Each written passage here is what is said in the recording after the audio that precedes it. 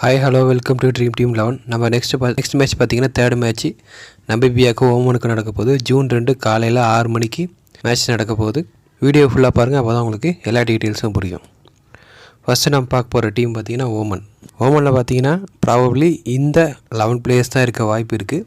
So on டைமில் toss போட்ட அப்புறம் நம்ம மேட்ச் எப்படி இருக்குன்ட்டு பார்த்துக்கலாம். ஃபஸ்ட்டு இந்த 11 பிளேயர்ஸை பற்றி டீட்டெயில்ஸ் பார்க்கலாம். ஃபஸ்ட் பிளேயர் பார்த்தீங்கன்னா ரஷ்யா பிரஜத்பதி. இவரோட ரீசெண்ட் மேட்ச் பர்ஃபார்மன்ஸ் பார்த்தீங்கன்னா ஆப்கானிஸ்தான் கூட 35, PNG கூட 8, UAE கூட 1, ஹாங்காங் கூட 0, குவைத் கூட 5, UAE கூட 53, கம்போடியா கூட 8, அந்தமாரின்ட்டு ஆவரேஜாக விளாடக்கூடிய ஒரு பிளேயரு. 3 மேட்ச் சரியாக விளாட்லாம், ஒரு மேட்ச் விளாட்றாரு, ஓரளவு நார்மலான பிளேயரு. நெக்ஸ்ட்டு நீங்கள் பார்த்தீங்கன்னா நசீம் குஷி பார்த்தீங்கன்னா அவர் விக்கெட் கீப்பிங் பார்க்குறாரு. பெரிய லெவல் பேட்டிங்கில் ரீசெண்டாக பார்த்தீங்கன்னா 2, 0, 10, 13. அதுக்கு முன்னாடி பார்த்தீங்கன்னா UAE கூட ஒரு 39, கம்போடியா கூட ஒரு 69, பஹ்ரைன் கூட ஒரு 18, 49, 34ன்ட்டு கொஞ்ச நாளைக்கு முன்னாடி நல்ல ஃபார்மில் இருந்தாலும் ஓரளவு ஆவரேஜ் டீம் கூட சரியான விளையாடலை, நார்மலாக தான் விளாண்டுருக்காரு. ஸோ இவர் ஃபார்முக்கு வருவார் அப்படின்னு பார்ப்போம். ஆனால் கிட்டத்தட்ட ஏஜின்னு பார்த்தீங்கன்னா அவருக்கு ஒரு 41 கிட்டக்க இருக்குது ஏஜ். நெக்ஸ்ட்டு நம்ம யார் பார்க்க போகிறோம்னா கேப்டன். இவர் தான் வந்து ஹபீப் அயாஸ் பார்த்தீங்கன்னா அவர் கேப்டன்ஷிப் பண்ணுறாரு. அவர் ஒரு ஆல்ரவுண்டர். பார்த்தீங்கன்னா ரீசெண்டாக 66 ரன் அடிச்சிருந்தார். 66 ரன் அடித்து நாட் அவுட் ஆகியிருந்தார். ஸோ இவர் ஒரு இம்பார்ட்டண்ட் பிளேயர். விக்கெட் பார்த்தீங்கன்னா ஆப்கானிஸ்தான் கூட 66 அடிச்சிருந்தார். அடுத்த மேட்ச் பார்த்தீங்கன்னா ரன் எதுவும் அடிக்கல, ஆனால் 3 விக்கெட் எடுத்திருந்தார். அதுக்கு அடுத்த மேட்ச் பார்த்தீங்கன்னா 7 ரன் அடிச்சிருந்தார், 0 விக்கெட்டு. அதுக்கு அடுத்த மேட்ச் பார்த்தீங்கன்னா 62 ரன்னு 3 விக்கெட்டு. அதுக்கு அடுத்த மேட்ச் 34 ரன்னு 3 விக்கெட்டு. அதுக்கு அடுத்த மேட்ச் 10 ரன்னு 4 விக்கெட்டு. அதுக்கு அடுத்த மேட்ச் 62 2 விக்கெட்டு. ஸோ இந்தமாரி விளாண்டா ஓரளவு ஆவரேஜாக விளாட்றாரு. நல்லா விக்கெட்டு எடுக்கக்கூடிய ஒரு bowler and batsman. So important பிக்கு, இவரை கன்சிடர் பண்ணுங்கள். நெக்ஸ்ட்டு பார்த்தீங்கன்னா சீசாத் மசூத் பார்த்தீங்கன்னா அவர் ஒரு ஓப்பனிங் பேட்ரு. அவர் இம்பார்ட்டன்ட் பிக்கு. ஏஜ் பார்த்தீங்கன்னா ஒரு எக்ஸ்பீரியன்ஸ் பிளேயர், 36 ஆகுது. ஆப்கானிஸ்தான் கூட 35 அடித்தார், பவுலிங் போடல. ஆனால் PNG கூட ஒரு 45, 1 விக்கெட்டு. 14, 1 விக்கெட்டு. UAE கூட, ஹாங்காங் கூட 15 ரன்னு 1 விக்கெட்டு. குவைத் கூட 35 ரன்னு 4 விக்கெட்டுன்ட்டு ஓரளவு ஆவரேஜாக விளாட்ற ஆல்ரவுண்ட் பர்ஃபார்மன்ஸ் கொடுக்குற ஒரு பிளேயர் தான். அவரையும் நோட் பண்ணிக்கங்க. நெக்ஸ்ட்டு பார்த்தீங்கன்னா பிராட்டிக் அத்தவாலே. அவர் பார்த்தீங்கன்னா ஓரளவு 15 ரன்னு, UAE கூட ஒரு 49 ரன்னு, அதுக்கு முன்னாடி ஒரு 11 ரன்னு, அதுக்கு முன்னாடி ஒரு 15 ரன்னுன்ட்டு ஒரு 5 மேட்ச்சில் ஒரு மேட்ச் தான் பர்ஃபார்ம் பண்ணக்கூடியவர். ஓரளவு ஆவரேஜாக விளாட்ற பிளேயர் தான். அடுத்து பார்த்தீங்கன்னா கலீட் காயில் பார்த்தீங்கன்னா அவர் ஒரு middle order batsman. Recent performance பார்த்தீங்கன்னா ஆப்கானிஸ்தான் கூட பேட் பண்ணல, PNG கூட 27 ரன்னு, UAE கூட 30 ரன்னு, ஹாங்காங் கூட 16 ரன்னு, குவைத்து கூட 15 ரன்னு, UAE கூட ஒரு 50 ரன்னு அப்படின்ட்டு ஓரளவு ஆவரேஜாக விளையாடக்கூடிய ஒரு மிடில் ஆர்டர் பேட்ஸ்மேனு. இவரையும் கன்சிடர் பண்ணிக்கிங்க. நெக்ஸ்ட்டு பார்த்தீங்கன்னா ஷக்கீல் அகமது பார்த்தீங்கன்னா ஓரளவு ஆவரேஜாக விக்கெட் எடுக்கக்கூடிய பவுலர். ஆப்கானிஸ்தான் கூட பவுலிங் போடல, விக்கெட்டு எடுக்கல. PNG கூட 0 விக்கெட்டு, UAE கூட 1 விக்கெட்டு, குவைத் கூட 1 விக்கெட்டு, பஹ்ரைன் கூட 2 விக்கெட்டு, நமீபியா கூட 0 விக்கெட்டு. ஸோ பெரிய லெவலில் பெர்ஃபார்ம் பண்ணாத ஒரு பவுலர், ஆவரேஜான பவுலர் அப்படின்னு கூட வச்சுக்கலாம். அடுத்தது பார்த்திங்கன்னா ரஃபீனுல்லா பார்த்தீங்கன்னா அவர் ஒரு நார்மல் பிளேயரு. ரீசெண்ட் பர்ஃபார்மன்ஸ் பார்த்தீங்கன்னா ஆப்கானிஸ்தான் கூட விளாட்ல, PNG கூட 1 ரன்னு, UAE கூட 11 ரன்னு 0 விக்கெட்டு, குவைத் கூட 23 ரன்னு, UAE கூட 0 விக்கெட்டு, கம்போடியா கூட 23 ரன்னுன்ட்டு பெரிய லெவலில் ரெக்கார்டு இல்லைனாலும் பெரிய லெவலில் பவுலிங்கும் கொடுக்கறதில்ல, ரேராக தான் அவருக்கு பவுலிங் கொடுக்குறாங்க. அதையும் நோட் பண்ணிக்கோங்க. அடுத்து பார்த்தீங்கன்னா ஃபயாஸ் பட் பார்த்தீங்கன்னா அவர் ரீசெண்ட் பர்ஃபார்மன்ஸ் பார்த்தீங்கன்னா UAE கூட 23 ரன்னு 0 விக்கெட்டு, ஹாங்காங் கூட 1 விக்கெட்டு, குவைத் கூட 5 ரன்னு 1 விக்கெட்டு, UAE கூட ஒரு விக்கெட்டு.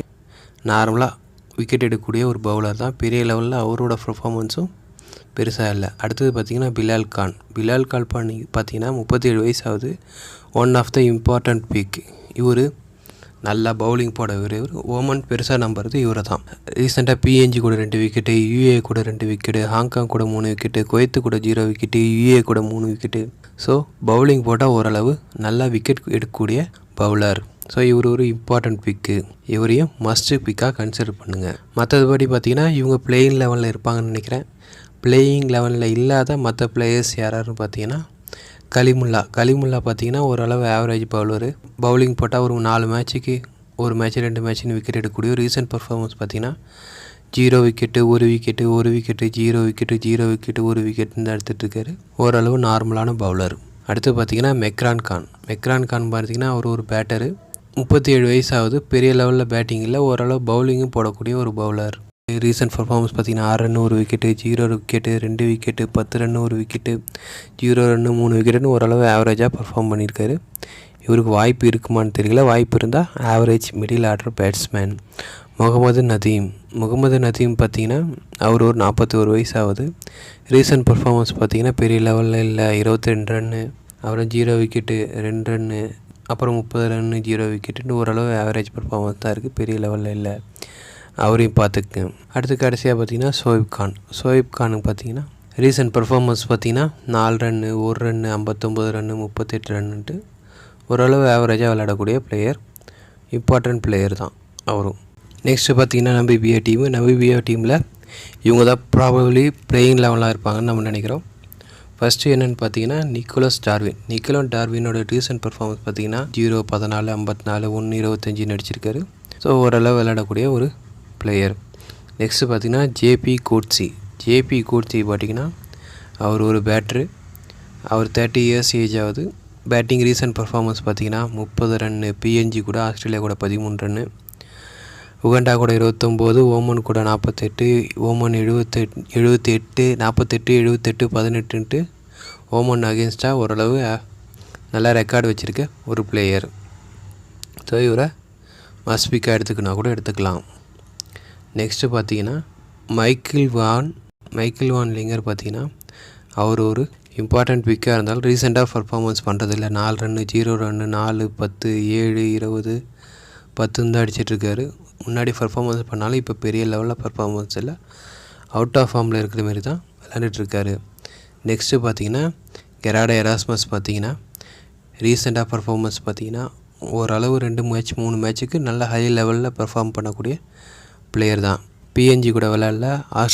ஆஸ்திரேலியா கூட பார்த்திங்கன்னா 15 ரன்னு, உகண்டா கூட 2 ரன்னு, ஓமன் கூட 64 run, 5 run 15 run 58 run, Australia கூட 15 ரன்னு 0 விக்கெட்டு, உகண்டா கூட 2 ரன்னு 2 விக்கெட்டு, ஓமன் கூட 64 ரன்னு 2 விக்கெட்டு. அதுதான் அவர் தான் கேப்டனு. அதுக்கப்புறம் ஓமன் கூட 5 ரன்னு 2 விக்கெட்டு, திரும்ப ஓமன் கூட 15 ரன்னு பவுலிங் போடல. அடுத்த ஓமன் கூட 58 ரன்னு 3 விக்கெட்டு, அதுக்கப்புறம் ஓமன் கூட 3 ரன்னு 1 விக்கெட்டு அப்படின்ட்டு ஓமன் கூட கண்டிப்பாக பவுலிங் போட்டுக்கிட்டு தான் இருக்கார். அவர் பவுலிங் ஓமன் அகேன்ஸ்டாக போடுறதுக்கு ரொம்ப விரும்புகிறாரு. அவரோட ரெக்கார்டும் பார்த்திங்கன்னா பவுலிங் போடும்போது எக்கானமி 6 கம்மி, விக்கெட்டும் எடுக்கிறாரு. ஸோ இவர் one of the important must pick, captain choice கூட எடுத்துக்கலாம். நெக்ஸ்ட்டு பார்த்திங்கன்னா ஜேஜே ஸ்மித் பார்த்திங்கன்னா ஆஸ்திரேலியா கூட 1 ரன்னு, யுகண்டா கூட 21 ரன்னு, நெதர்லாந்து கூட 18 ரன்னு, நேபாள் கூட 50 ரன்னு, நெதர்லாந்து கூட 19 ரன்னுன்ட்டு ஒரு 4 மேட்ச் 5 மேட்ச் விளாட்னா ஒரு மேட்ச்சில் நல்லா பர்ஃபார்ம் பண்ணக்கூடிய பிளேயர் தான். ஸோ இவரையும் நோட் பண்ணிக்கிங்க. நெக்ஸ்ட்டு பார்த்திங்கன்னா டேவிட் வைஸ் பார்த்திங்கன்னா ஒன் ஆஃப் த இம்பார்ட்டன்ட் பிக்கு, கண்டிப்பாக கேப்டன் சாய்ஸ் உள்ள ஒரு பிளேயரு. நிறைய இடத்துல போய் T20 விளாட்றாரு, நிறைய எக்ஸ்பீரியன்ஸ் T20யில் வச்சுருக்காரு. பவுலிங்கும் போடுவார், பேட்டிங்கும் ஓரளவு ஆவரேஜாக விளையாடுவார். ஆனால் ரீசெண்டாக பேட்டிங்கில் பெரிய லெவலில் பர்ஃபார்மன்ஸ் பண்ணுறது கிடையாது. ஆனால் பவுலிங்கில் நல்லா பர்ஃபார்மன்ஸ் பண்ணக்கூடிய ஒரு முக்கியமான பிளேயரு.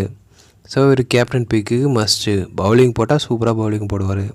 ரீசெண்ட் பர்ஃபார்மன்ஸ் பார்த்திங்கன்னா பிஎன்ஜி கூட 2 விக்கெட் எடுத்திருக்காரு. அதுக்கு முன்னாடி ஆஸ்திரேலியா கூட 0 விக்கெட்டு 12 ரன்னு, உகண்டா கூட 5 ரன்னு பவுலிங் போடல. ஸோ இந்தமாரி ஆவரேஜாக பேட்டிங்கில் பர்ஃபார்ம் பண்ணியிருக்காரு. பவுலிங்கில் ஓரளவு பவுல் போட்டால் விக்கெட் எடுக்கிறாரு. ஒன் ஆஃப் த இம்பார்ட்டன்ட் பிக்கு, கேப்டன் பிக்காகவும் நீங்கள் ஒரு மைண்ட் பண்ணிக்கோங்க. அடுத்து பார்த்திங்கன்னா ஜான் ஃப்ரைலிங் பார்த்திங்கன்னா அவர் ஒரு ஆல்ரவுண்டரு. பேட்டிங்கில் ஓரளவு கண்ட்ரிபியூட் பண்ணுறாரு. ரீசன்ட் பர்ஃபார்மன்ஸ் பார்த்திங்கன்னா பிஎன்ஜி ஆப்போசிட்டாக 36 ரன்னு 0 விக்கெட்டு, ஆஸ்திரேலியா கூட 1 ரன்னு 0 விக்கெட்டு, உகண்டா கூட 9 ரன்னு 0 விக்கெட்டு, ஓமன் கூட 14 ரன்னு 22 ரன்னு 0 விக்கெட்டு 0-3 அப்படின்ட்டு ஓமன் கூட கடைசியாக நடந்த சீரீஸில் பார்த்திங்கன்னா இந்தமாரி ரீசன்ட் பர்ஃபார்மன்ஸ் இருக்குது. ஸோ இவரையும் பார்த்துக்குங்க. ஓரளவு பவுலிங்கும் பேட்டிங்கும் பண்ணுறாரு. ஆனால் பெரிய லெவலில் ஃபார்மில் இல்லை ரெண்டுத்துலேயுமே. அடுத்து ஷேன் கிரீன் பார்த்திங்கன்னா அவர் தான் விக்கெட் கீப்பிங் பண்ணுறாரு. ரீசன்ட் பர்ஃபார்மன்ஸ் பார்த்திங்கன்னா 4 ரன்னு 38 ரன்னு, அப்புறம் 7 ரன்னு 5 ரன்னு 12 ரன்னு 26 ரன்னுன்ட்டு ஓரளவு விளையாடக்கூடிய ஒரு பிளேயரு.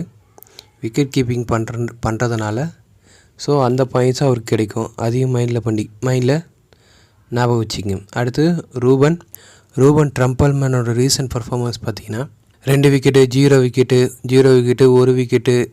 ஓமன் கூட 26 ரன்னு, 0 விக்கெட்டு. அப்புறம் 2 ரன்னு, 3 விக்கெட்டு. அப்புறம் 2 விக்கெட்டுன்னு ஓமனுக்கு அகேன்ஸ்டாக நல்லா பர்ஃபார்மன்ஸ் வச்சுருக்காரு. மற்ற டீமுக்கிட்ட பெரிய பர்ஃபார்மன்ஸ் இல்லைனாலும் ஓமனுக்கு அகேன்ஸ்டாக நல்ல பர்ஃபார்மன்ஸ் இருக்குது. ஸோ இவரை கன்சிடர் பண்ணிக்கோங்க. அடுத்து பெர்னாய்டு பார்த்திங்கன்னா அவரும் ஒரு பவுலரு. 33 இயர்ஸ் ஏஜ் ஆகுது. அவரோட ரீசன்ட் பர்ஃபார்மன்ஸ் பார்த்திங்கன்னா 1 wicket, 2 wicket, 2 wicket, 4 wicket, 1 wicket, 1 wicket, 0 wicket, 1 விக்கெட்டுன்ட்டு ஓரளவு பவுலிங் போட்டால் விக்கெட் எடுக்கக்கூடிய ஒன் ஆஃப் த இம்பார்ட்டன்ட் பிக்கு. ஸோ இவரை கன்சிடர் பண்ணிக்கோங்க. அடுத்து பென் சிக்காகோ பார்த்திங்கன்னா அவர் ரீசன்ட் பர்ஃபார்மன்ஸ் பார்த்திங்கன்னா 0 விக்கெட்டு, 1 விக்கெட்டு, 0 0 2 விக்கெட்டு, 2 விக்கெட்டுன்ட்டு பெரிய லெவலில் பர்ஃபார்மன்ஸ் இல்லை, ஆவரேஜாக தான் பர்ஃபார்ம் பண்ணிகிட்ருக்காரு. அவரையும் நோட் பண்ணிக்கோங்க. இது இல்லாமல் பிளேயிங் 11 இல்லாமல் நம்ம ஒரு சில பிளேயர்ஸ் பார்த்திங்கன்னா மேலன் க்ரூகரோட ரீசன்ட் பர்ஃபார்மன்ஸ் பார்த்திங்கன்னா 4 run, 18 run, 45 run, 3 run, 2 run, 8 run எடுத்துகிட்ருக்காரு. ஸோ அவரையும் கொஞ்சம் பார்த்துங்க, பிளேயிங் லெவலில் இருப்பாரான்ட்டு. அடுத்து டைலான் லீச்சர் பார்த்திங்கன்னா அவரோட ரீசன்ட் பர்ஃபார்மன்ஸ் பார்த்திங்கன்னா பெரிய லெவலில் பேட்டிங் வாய்ப்பு கொடுக்கல. ஆனால் பவுலர் ஆல்ரவுண்டர் ரெண்டுமே அவர் பவுலிங் போட்டால் ஒரு விக்கெட் எடுக்கக்கூடிய கெப்பாசிட்டி உள்ளார். பவுலிங் கொடுத்தா விக்கெட் எடுக்கிறாரு, பேட்டிங்கில் பெரிய லெவலில் இல்லை. Recent performance 0 8 12 run, 29 run, 8 run கொடுத்துருக்காரு. விக்கெட் பவுலிங் போட்டால் ஒரு விக்கெட் எடுக்கிறாரு. ஸோ 20 இயர்ஸ் தான் ஆகுது. அடுத்து பார்த்திங்கன்னா ஜாக் ப்ரூசல் பார்த்திங்கன்னா அவர் அண்டர் 19 விளாட்றவர், பவுலிங் போடுறாரு. ஓரளவு 0 விக்கெட்டு, 1 விக்கெட்டு, 0 விக்கெட்டு, 0 விக்கெட்டு, 1 விக்கெட்டுன்ட்டு பவுலிங் வாய்ப்பு கொடுத்தா விக்கெட் எடுக்கிறவர். 19 வயசு தான் ஆகுது. ஸோ அவருக்கு வாய்ப்பு கொடுப்பாரான்னு பார்ப்போம். அடுத்து பீட்டர் டேனியல் பார்த்திங்கன்னா அவருக்கும் 18 வயசு, அண்டர் 19 பிளேயரு. பவுலிங் போட்டார்னா ஓரளவு விக்கெட் எடுக்கிறார். 2 விக்கெட்டு, 1 விக்கெட்டு, 0 0 2 20 ரன்னு, 0 விக்கெட்டு, 1 விக்கெட்டுன்னு எடுத்திருக்காரு. ஸோ அண்டர் 19 நல்லா விளாண்டார். இவருக்கு வாய்ப்பு கொடுப்பாங்களா அப்படின்றத நம்ம பார்க்கலாம். நெக்ஸ்ட்டு பார்த்திங்கன்னா தங்கேனி லுகாமணி பார்த்திங்கன்னா ரீசன்ட் பர்ஃபார்மன்ஸ் பார்த்திங்கன்னா 2 wicket, 0 wicket, 2 wicket, 0 wicket, 1 wicket, 1 wicket, 0 wicket, 1 விக்கெட்டுன்ட்டு ஓரளவு வாய்ப்பு கிடைக்கும் போது நல்லா பவுலிங் போட்டுட்ருக்காரு.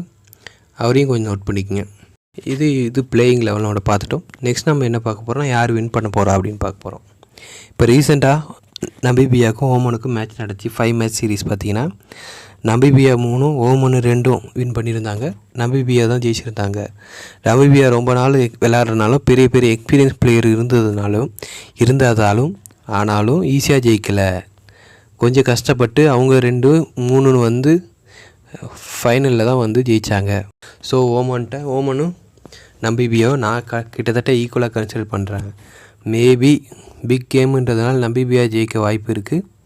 இருந்தாலும் கண்டிஷன் பார்த்து அதுக்கேற்ற மாதிரி டிசைட் பண்ணிக்கோங்க. நான் நமீபியா வின் பண்ணுவாங்க நம்ம டிசைட் பண்ணிக்கலாம். அது இல்லாமல் பிச்சுக்கு ஏற்ற மாரி டிசைட் பண்ணிக்கங்க. நான் பிச்சை பற்றி சொல்லும்போது ஒரு சில டீட்டெயில்ஸ் பார்த்துங்க. அப்போ நீங்கள் எது வின் பண்ணணும் நீங்கள் அப்போ டிசைட் பண்ணிக்கங்க. காம்பினேஷன்ஸ் பார்த்தீங்கன்னா 2 பேருமே ஈக்குவல் டீமுன்றதுனால பிச்சு ரிப்போர்ட்டுக்கு ஏற்ற மாரி நான் காம்பினேஷன் சொல்கிறேன். பிச்சு ரிப்போர்ட்டுக்கு சொல்லும்போது காம்பினேஷன்ஸ் என்னென்னு நான் சொல்கிறேன். இப்போ பிச்சு ரிப்போர்ட் பார்த்திங்கன்னா ரீசன்ட் பர்ஃபார்மன்ஸ் பார்த்திங்கன்னா 170 கிட்ட ஆவரேஜ் இருக்குது. அது ஃபஸ்ட் பேட்டிங் பண்ணால் நல்லா பேட்டிங் பண்ணுறாங்க. செகண்ட் பேட்டிங் பெரிய லெவலில் எடுக்கலை. செகண்ட் பேட்டிங் ரொம்ப ஆவரேஜ் கம்மியாக தான் இருக்குது. மேக்ஸிமம் ஃபஸ்ட் பேட்டிங் பண்ணுறாங்க, வின் பண்ணுறாங்க. போக பார்த்திங்கன்னா பிச்சு ஸ்லோவாகிடுது. ஸோ இப்போ நம்ம வின்னிங் எப்படி சூஸ் பண்ண போகிறோம், ஃபஸ்ட்டு யார் டாஸ் வின் பண்ணி பேட்டிங் எடுக்கிறாங்களோ அவங்க வின் பண்ணுவாங்கன்னு நம்ம எடுத்துக்கலாம். ஸோ டாஸ் வின் பண்ணி பேட்டிங் எடுத்தாங்கன்னா அவங்க தான் வின் பண்ணுவாங்க அப்படின்னு நீங்கள் எடுத்துக்கங்க. வின் பண்ணுறவங்க பேட்டிங் ஃபஸ்ட் பண்ணுறவங்க வின் பண்ணுவாங்க ஃபஸ்ட்டு. செகண்ட் காம்பினேஷன் பார்த்திங்கன்னா யார் வின் பண்ணுவாங்களோ அவங்கள 7ம் தோக்குறவங்கள 4 எடுத்துங்க. 7:4 காம்பினேஷன்ஸ் கொடுங்க. So combination 7:4. பிச்சை பற்றி சொல்லியாச்சு. அடுத்து பார்த்திங்கன்னா கண்டிஷன்ஸ் பார்த்திங்கன்னா ரெயினுக்கு சான்ஸ் இருக்குதுன்னு சொல்லியிருக்காங்க. ஆனால் இருந்தாலும் பெரிய லெவலில் பாதிக்காது, மேட்ச் ஃபுல்லாக நடக்கிறதுக்கான வாய்ப்பு இருக்குது அப்படின்ட்டு சொல்லியிருக்காங்க. ஸோ ஆன் டைமில் மழை பெய்யுமா இல்லையா நம்ம அப்போ பார்த்துக்கலாம். Next captain vice captain choice. இதில் பார்த்தீங்கன்னா திரும்பவும் நான் பிச் ரிப்போர்ட்டை பற்றி தான் சொல்லுவேன். ஓப்பனிங் பேட்டிங் பண்ணும்போது ஓரளவு பேட்டர்ஸ் சப்போர்ட் பண்ணும். ஸோ ஓப்பனிங்கில் ஃபஸ்ட்டு பேட்டிங் பண்ணுற பேட்டர்ஸ் யாராவது, டாப் 3 பேட்டர்ஸ் யாராவது கேப்டன் சாய்ஸ் எடுத்துக்கோங்க. வைஸ் கேப்டன் பார்த்தீங்கன்னா பவுலர், செகண்ட் இன்னிங்ஸில் பவுலிங் போடுற பவுலர். செகண்ட் இன்னிங்ஸில் பர்டிகுலர் பிச் ரிப்போர்ட்டில் நான் சொல்ல மறந்துட்டேன். அது என்னென்னா, செகண்ட் இன்னிங்ஸில் ஸ்பின்னுக்கு நல்லா ஹெல்ப் பண்ணுது. இந்த பிச்சு கொஞ்சம் செகண்ட் இன்னிங்ஸ் ஆனவுடனே கொஞ்சம் ஸ்லோவானதுனால ஸ்பின்னுக்கு ஓரளவு ஹெல்ப் பண்ணுதுன்றனால ஸ்பின்னர்ஸ் ஆர் ஆல்ரவுண்டர் ஸ்பின்னர்ஸ் யாராவது இருந்தால் அவர் கேப்டன் வைஸ் கேப்டன் சாய்ஸ் எடுத்துக்கோங்க. அவர் மஸ்ட் பிக்காக இருப்பார். கண்டிஷனுக்கு ஏற்ற மாரி டீம் மேக் பண்ணிக்கங்க. இப்படி தான் இருக்கும்னு நான் நினைக்கிறேன். அதுக்கேற்ற மாரி டீம் மேக் பண்ணிக்கங்க. இந்த வீடியோ உங்களுக்கு பிடிச்சா லைக் பண்ணுங்கள், ஷேர் பண்ணுங்கள், மறக்காமல் சப்ஸ்கிரைப் பண்ணுங்கள். நெக்ஸ்ட் வீடியோவில் வந்து பார்க்கலாம்.